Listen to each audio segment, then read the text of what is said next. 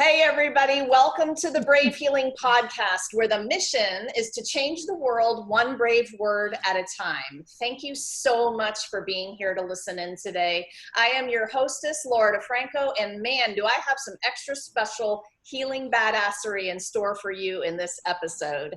Today, I have with me Pam Bulkin. Hey, Pam. Hey. I have Mr. Douglas Ruark. Hey, Hi, Douglas.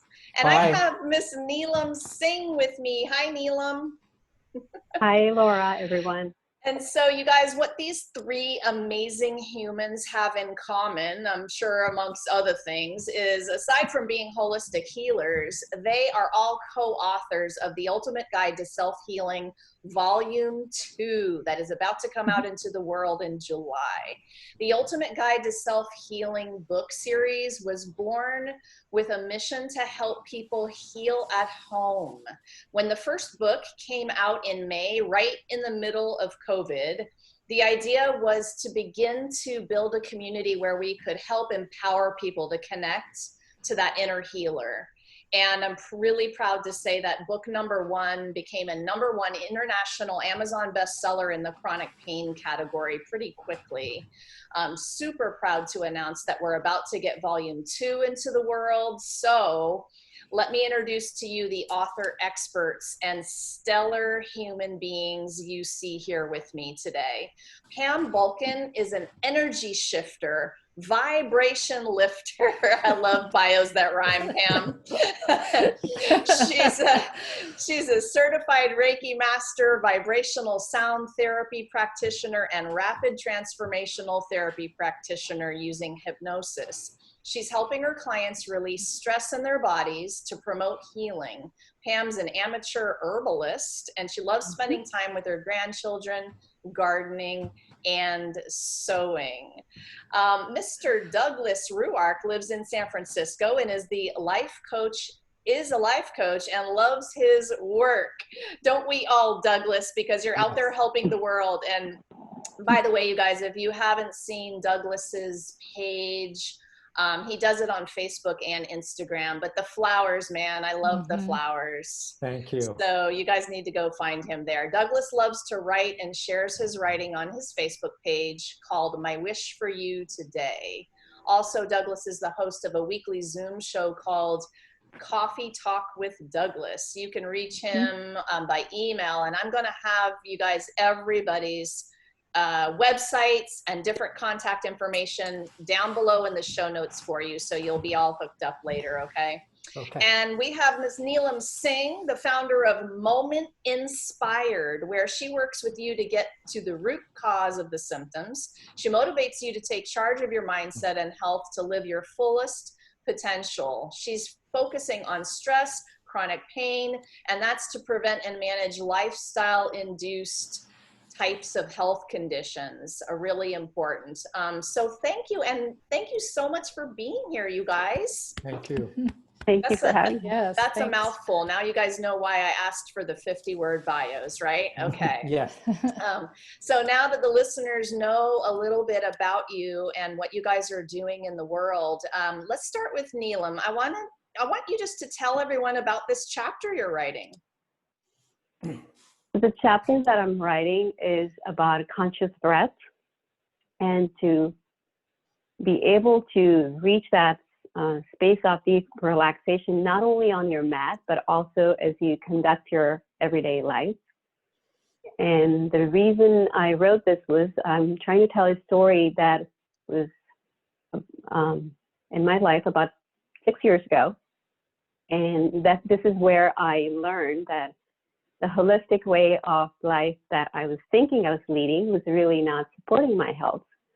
It was a life which was very, very full and had got me to the point where I was the root cause of my own health condition. So it gave me a chance to slow down and look at my life with a different lens.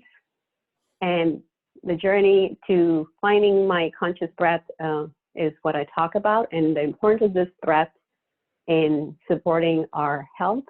It's a natural way to connect your inner self and look at what exactly is happening. And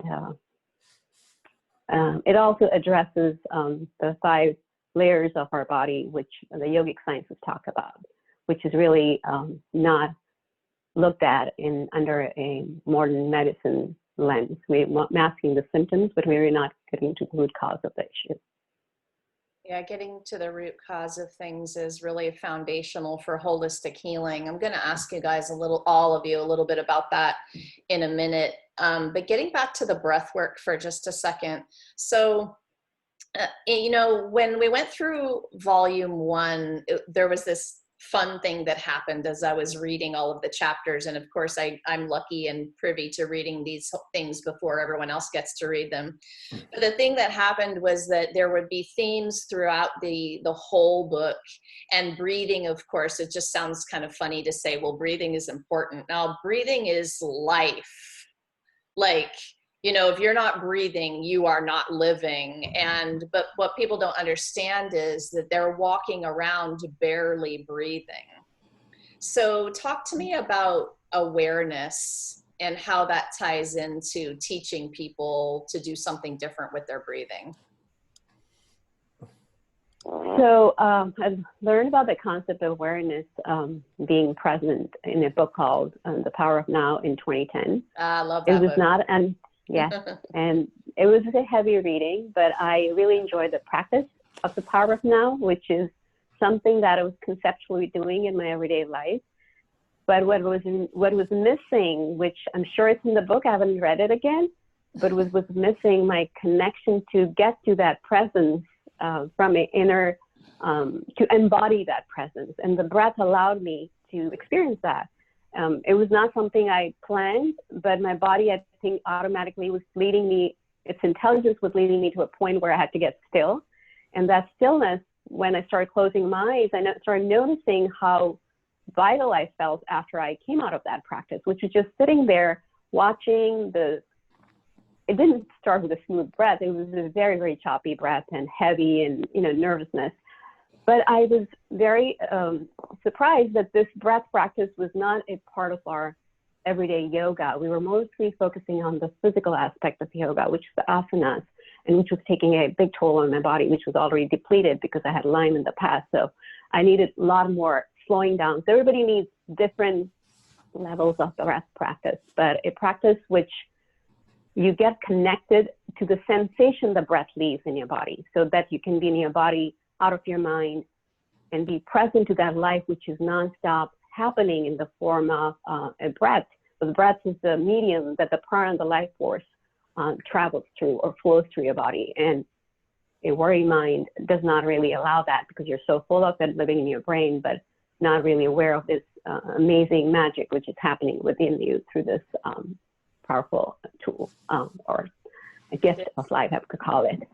It is amazing magic, isn't it? And I find myself using words like magic maybe a little bit too much for people because they're like, really? Magic? But for me, that's exactly what it feels like. Thank you. And thank you for writing this very important chapter. The thing about the theme that I saw running through is like almost every chapter in book 1, the authors talked about the breath, because to connect in no matter what they were talking about, whatever tool they were teaching, whatever topic they were talking about, you have to connect somehow, right? And the breath tends to be that very quick, deep way to do it.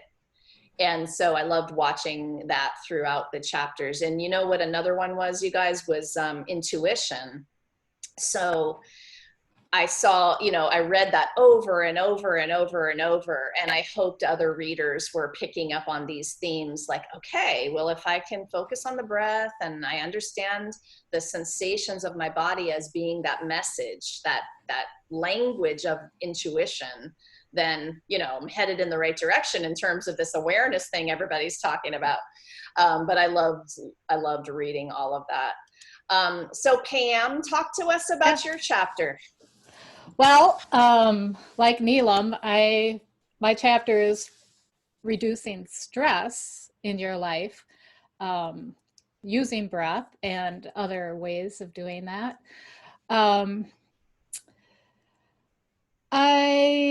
Let's see, I told my story about where I came from and how I came into doing holistic healing.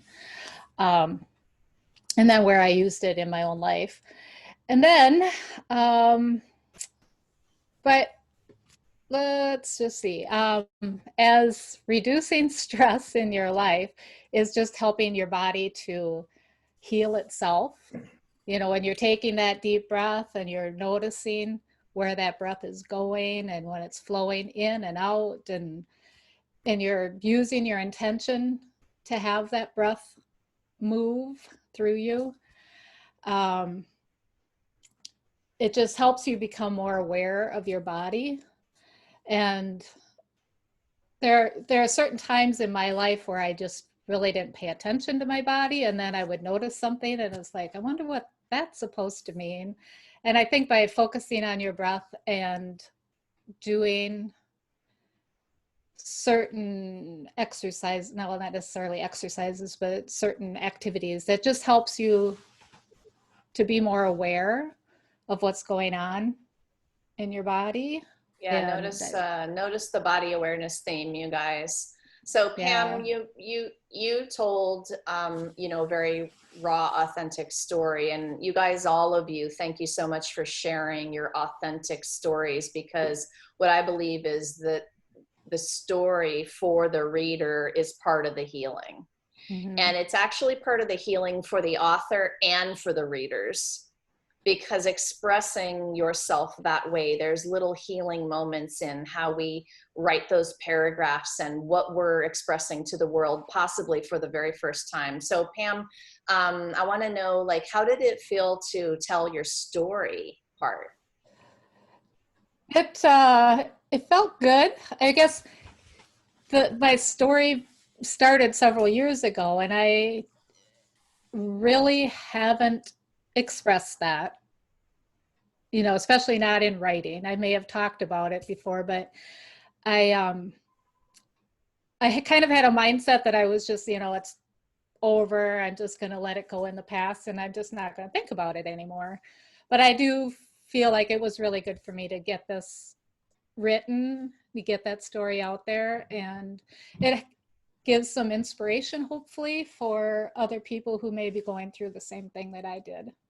That's exactly it.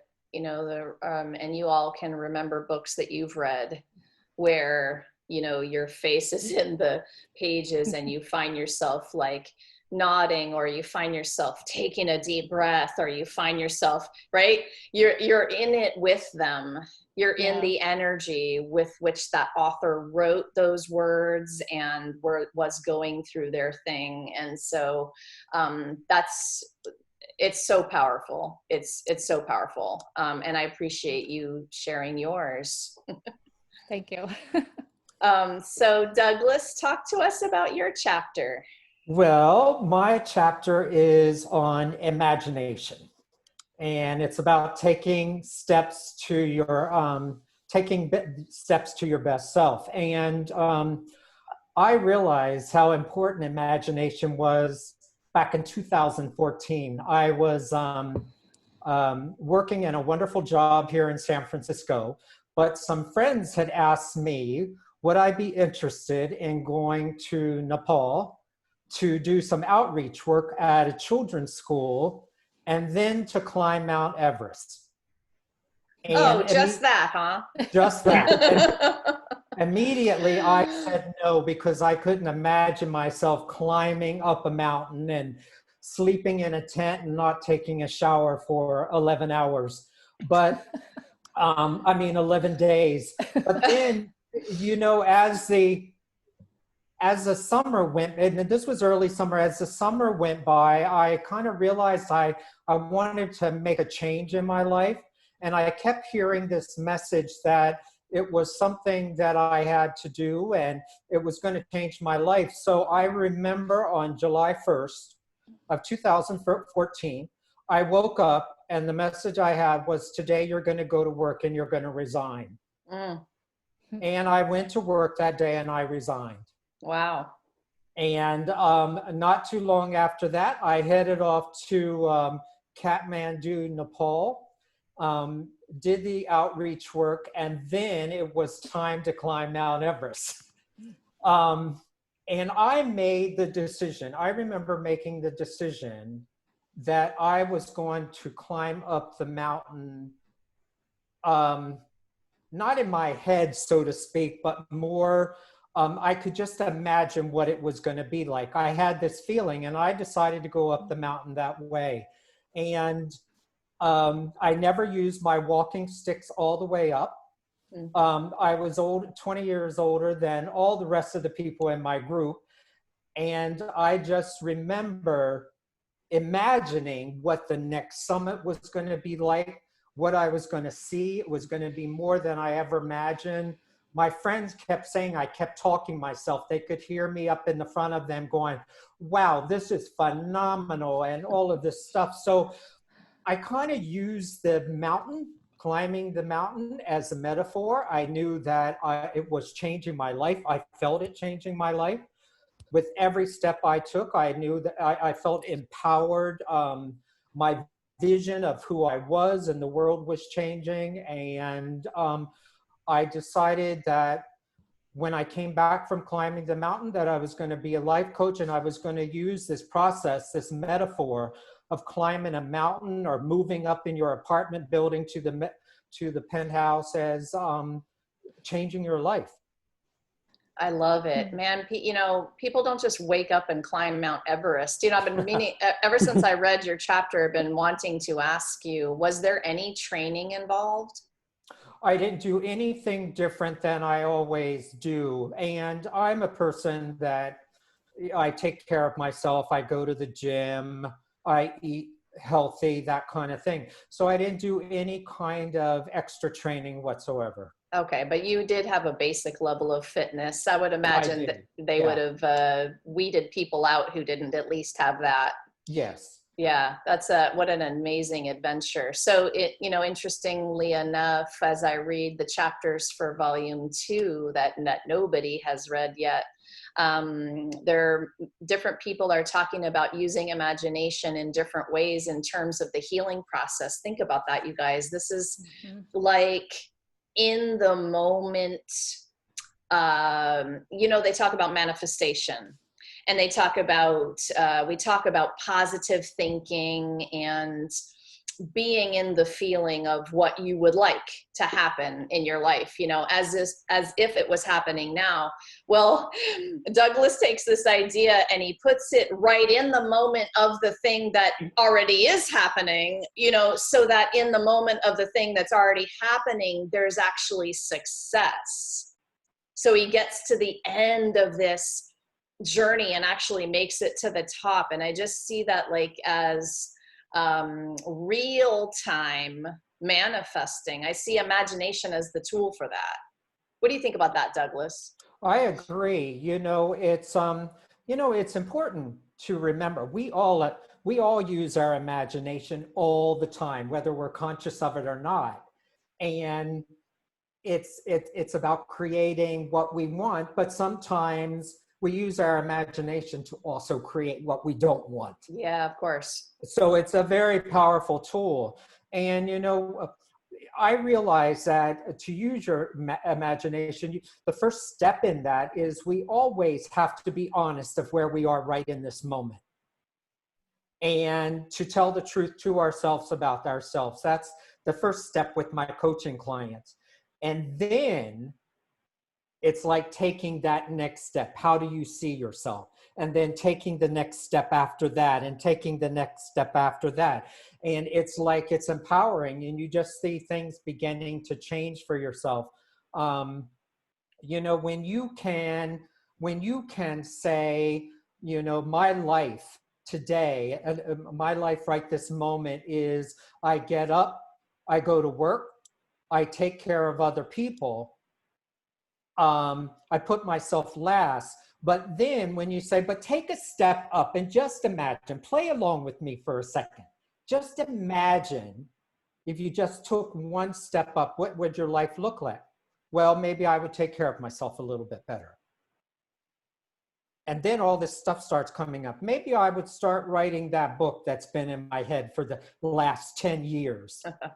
maybe I would do this, maybe I would do this. And then the steps after that are concrete steps on making those things become real. Because when you can tell yourself, when you are honest with yourself and you speak out loud, maybe my next step would be this, it becomes a reality for you immediately.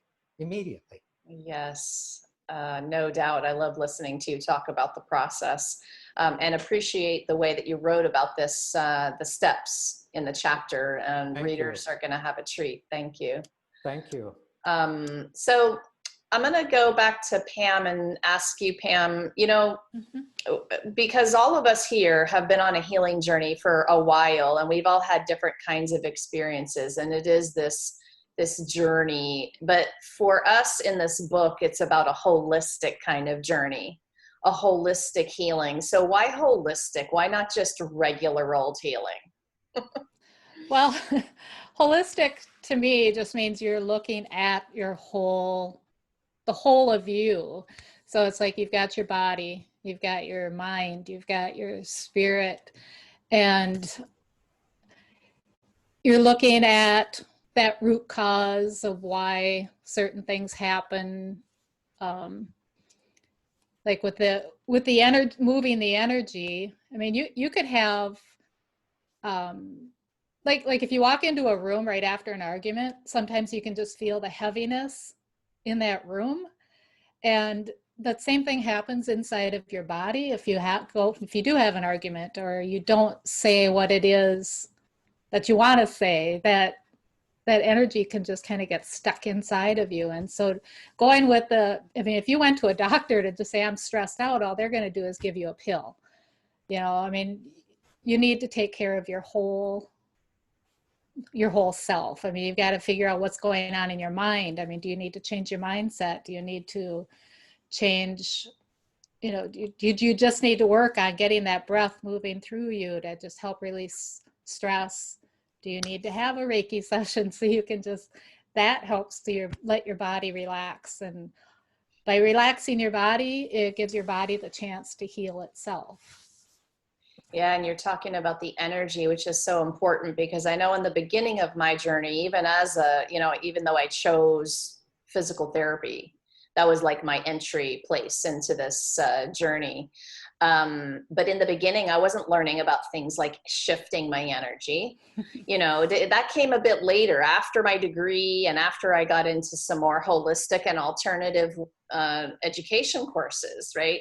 And thank goodness, oh my gosh, I still thank the universe for pointing me in a direction, and I got a beautiful mentor who had practiced craniosacral therapies, myofascial therapies, Reiki types of therapies. And I thought, wow, how lucky was I to have had a mentor who could just introduce me to the ideas that shifting your energy would change something physical. Yeah. Right?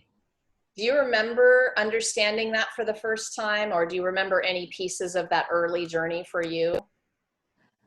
I just remember when I first learned about Reiki, I just couldn't understand why everybody wasn't doing it. It just seemed Yes. like it just made so much sense to me. And, it's just like, oh, wow.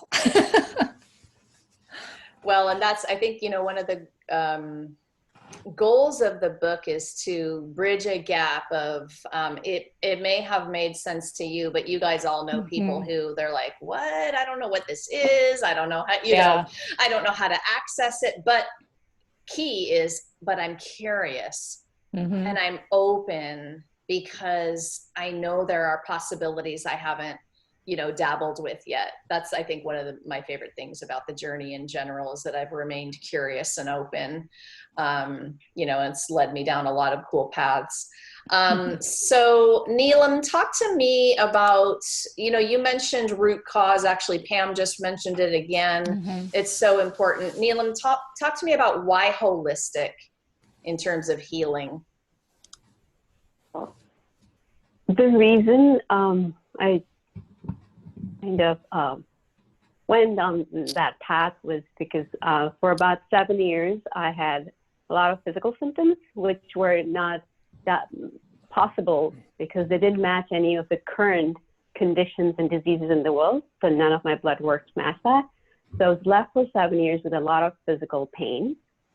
And when I was finally diagnosed with Lyme in 2005, they tried another 6 months of antibiotics. They didn't help. My kids were little. They asked me to put this little device that I would give myself IV antibiotics.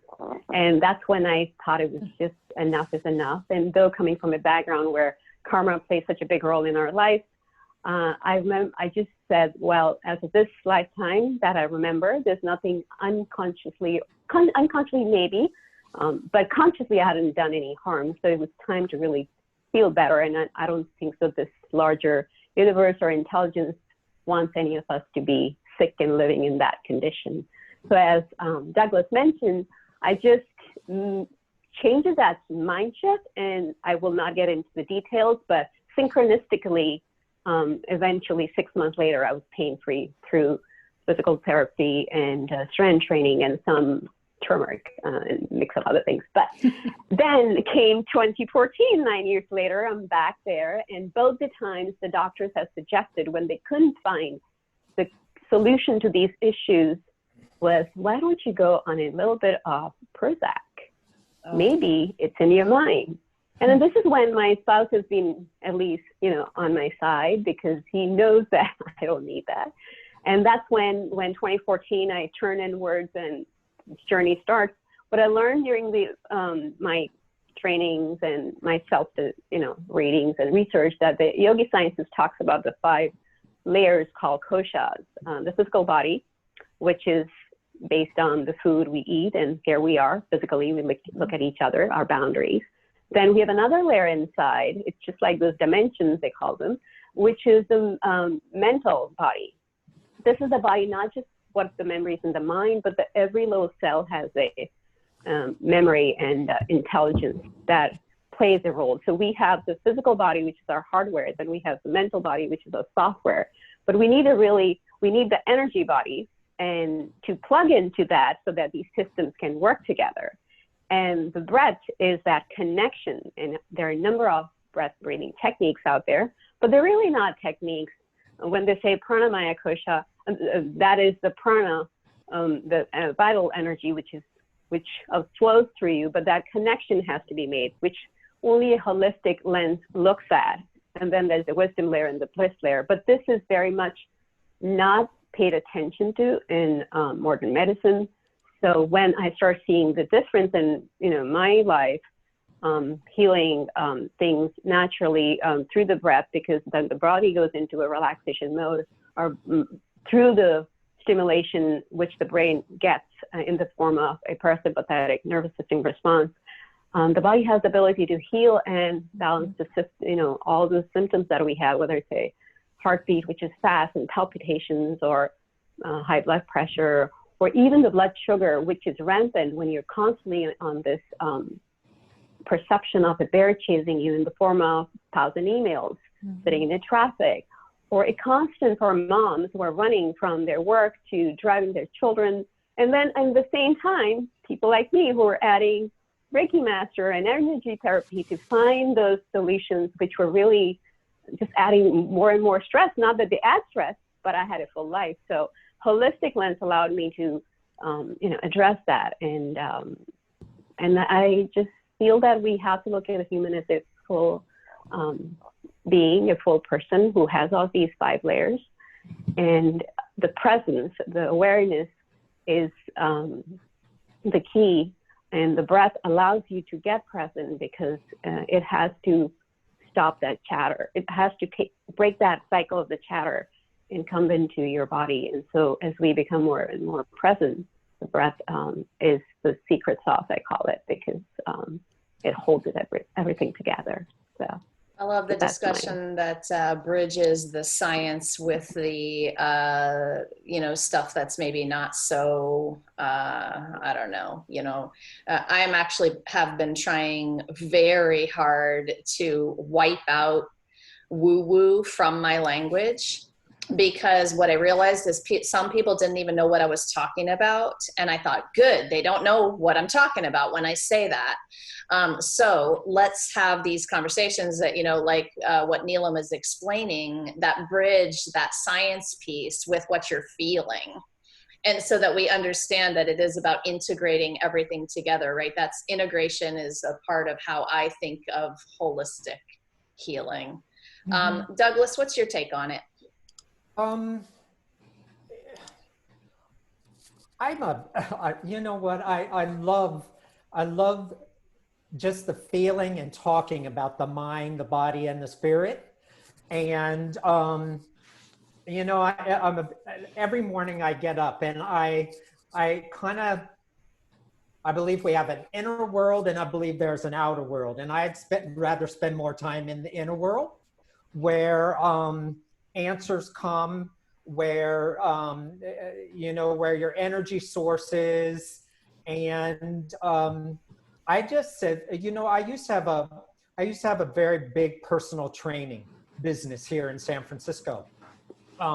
And I always told clients that came to me, and of course you have to watch your diet and you may need to go see a nutritionist, which is great, and all of these kind of things. But I always told people, you are going to feel different before you notice yourself looking different.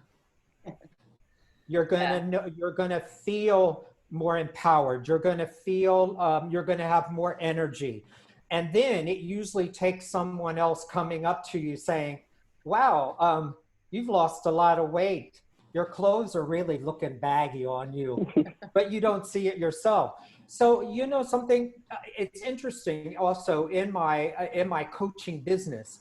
Once people can get past of telling the truth where they are in the moment, and we get to that next step about imagining your life being different, once people can start imagining that right in front of me, I see a person become lighter. I see a person relaxing. I see a person starting to get in the flow. Their body, they start using their body and everything to imagine how life is going to be different for them. So people come off of medications that they may have been on because they have high blood pressure, or they're, like Neelam was saying, Prozac and those kind of things. So I'm a big believer in that we can heal ourselves, and that there's so many tools out there like Reiki, bowl meditations, yoga, and all of these natural things. And I'm a big believer we can heal ourselves that way. Yeah, love it. I love it. All right, you guys, let's go around and talk a little bit about this next thing. So I think a lot about, I want people, especially our listeners right now and the readers of these books, I want them to be able to take away a nugget. And I think if they take away a nugget, even one nugget, then you succeeded in doing something for them. So today I'm going to ask you all, what's one thing that you want the listeners to understand about this journey? So Douglas, I'm staying with you for this one first. That you are more powerful than you think. Nice. I like that. That you really have within you everything you need to heal yourself, to change your life, and to create the life you want. I love it. You're more powerful than you think. You're more powerful than you think. Do you remember a moment in your past part of your journey where you woke up to that for yourself? It's just to put you on the spot. It's interesting, to just be talking about what we're doing right now.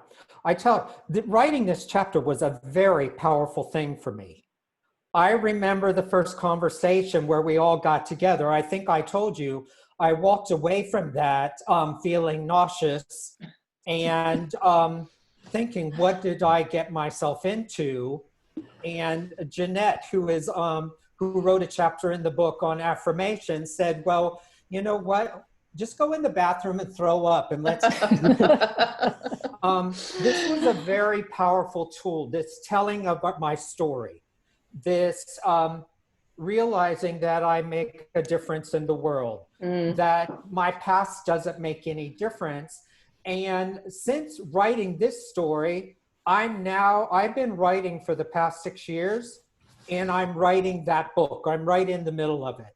Awesome. So it's empowered me to take the next step, and I keep on having these ideas come from me. So this journey itself was very, very powerful for me. I love it. Well, I'll pay you later for that one. Okay.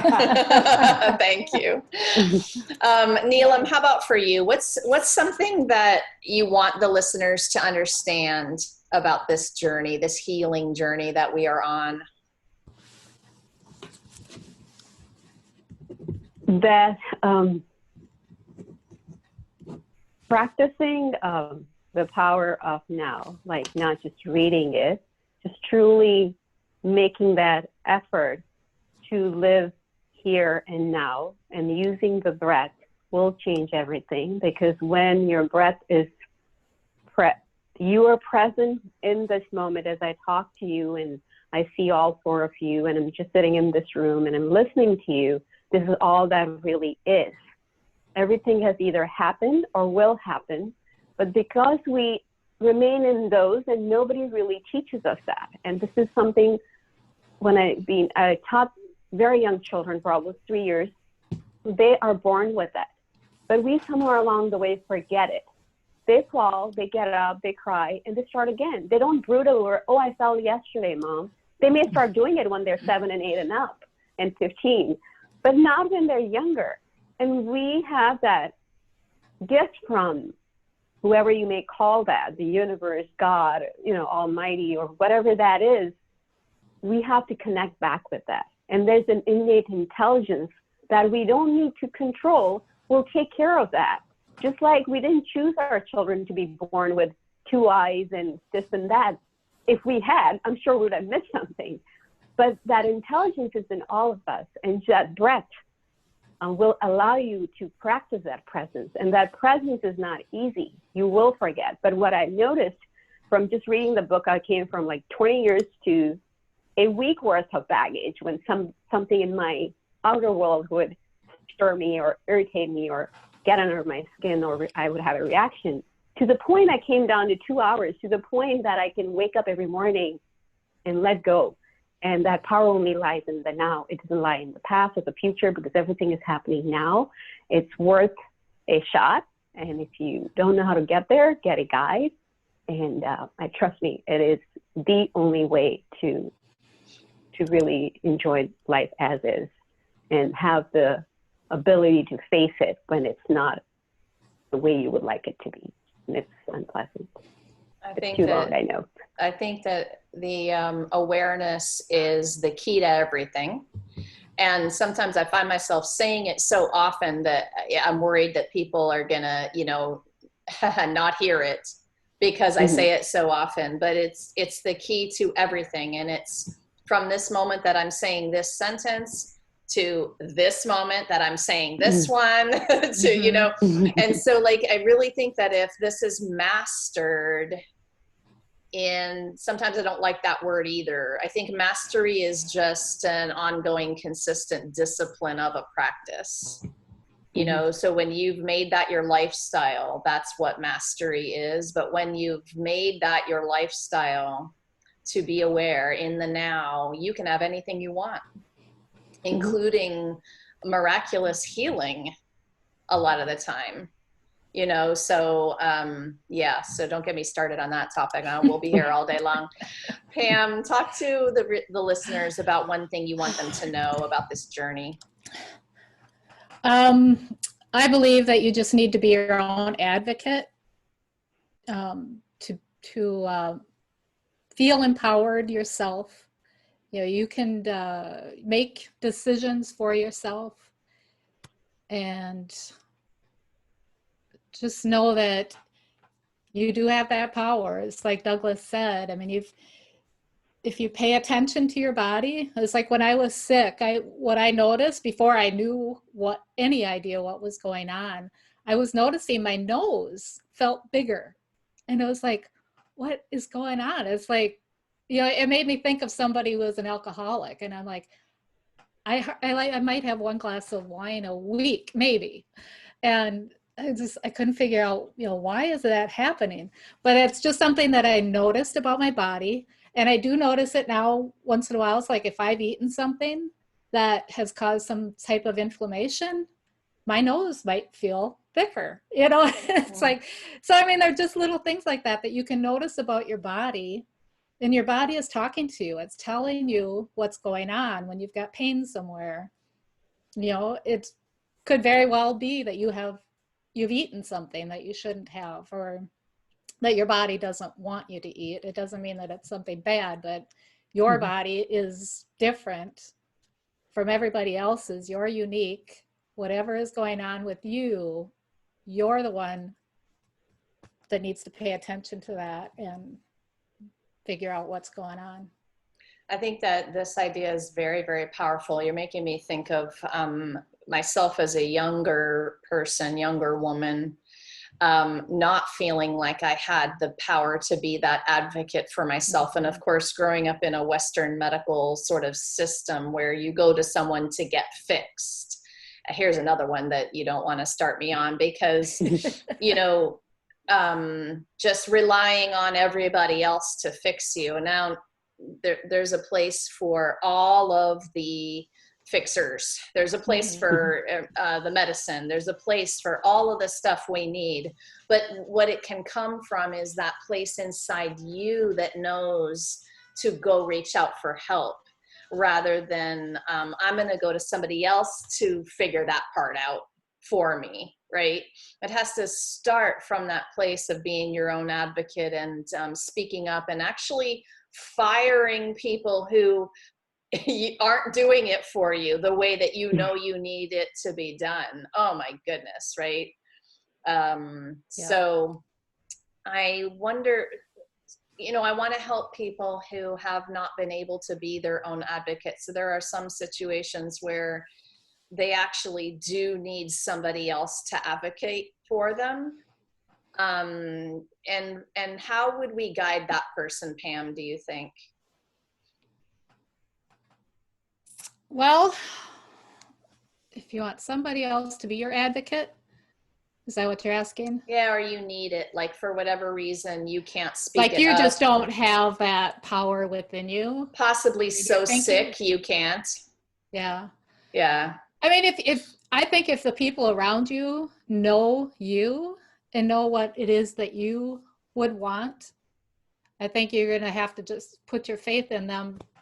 I mean, you have to be yourself around the people that know you. You're right. So they would know what it is you would want.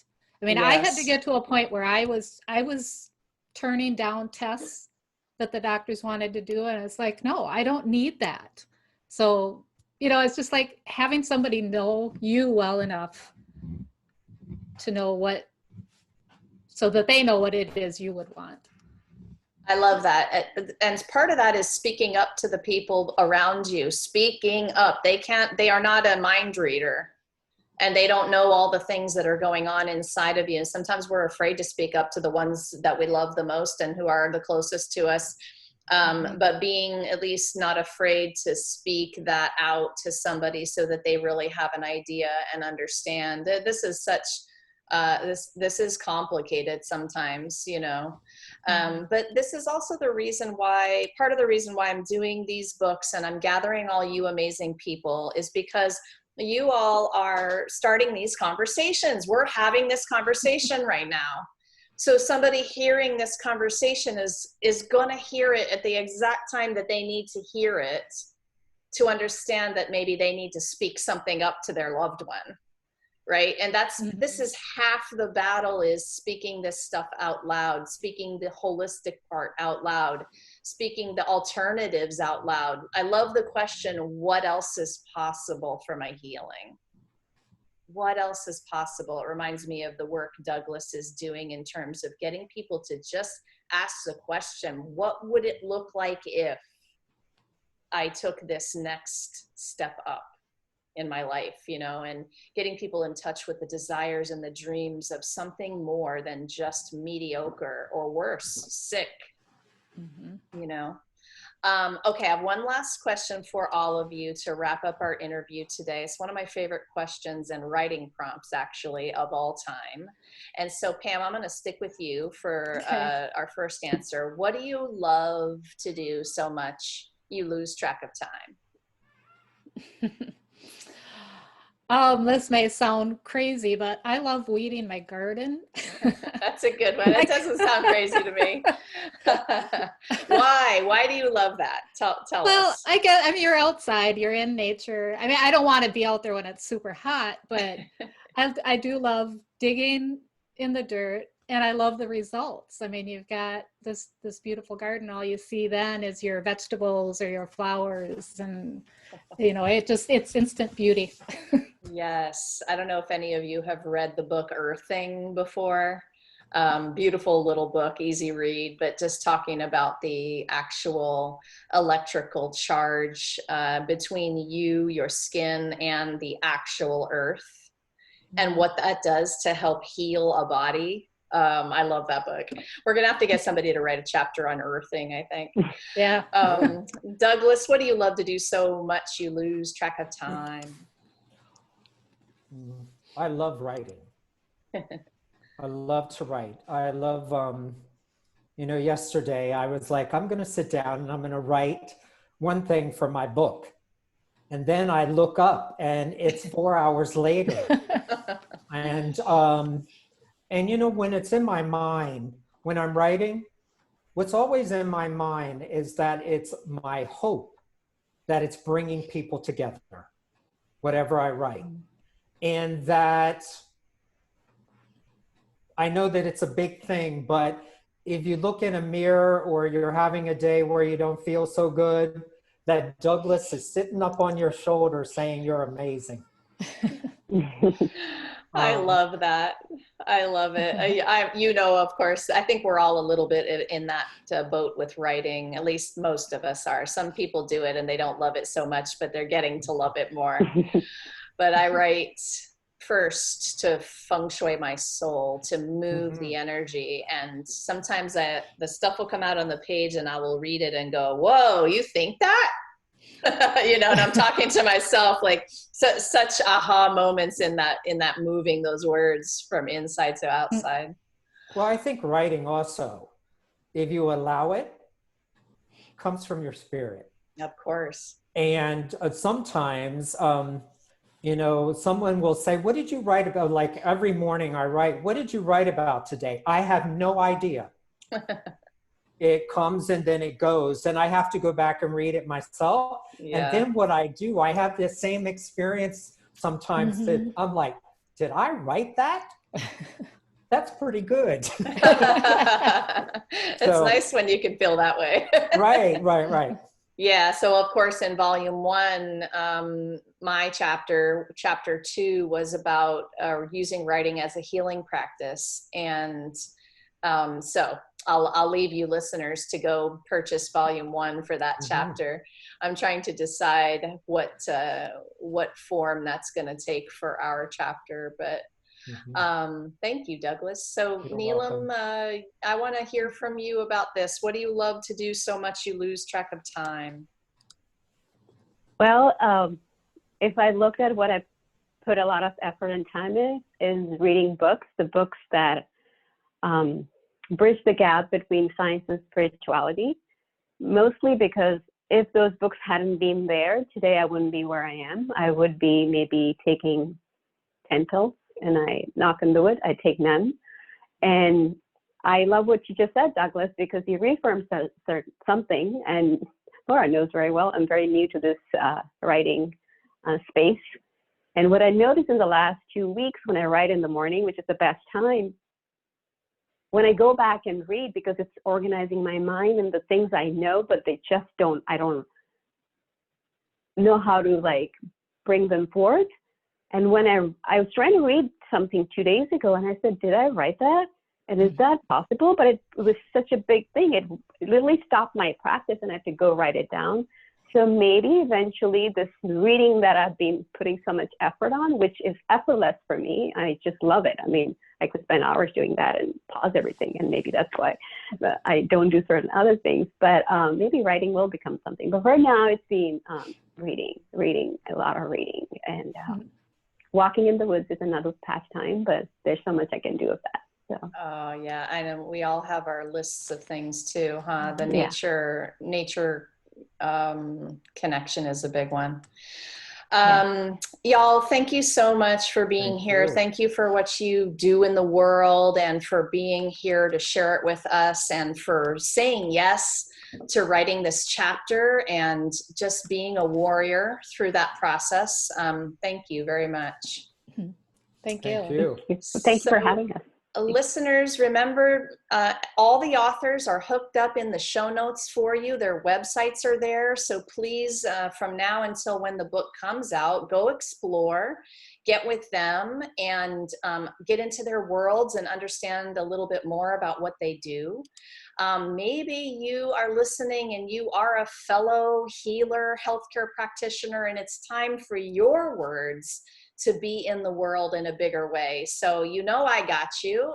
Come on over to bravehealer.com to learn about how you can get into our next co-author project. We'll be excited to meet you. And before we leave today, I just want to leave you with a question, which is, what if there's something you haven't learned yet that could change everything? These books, you guys, are full of answers. So thanks, everybody. See you soon. Bye-bye. Bye. Bye. Bye.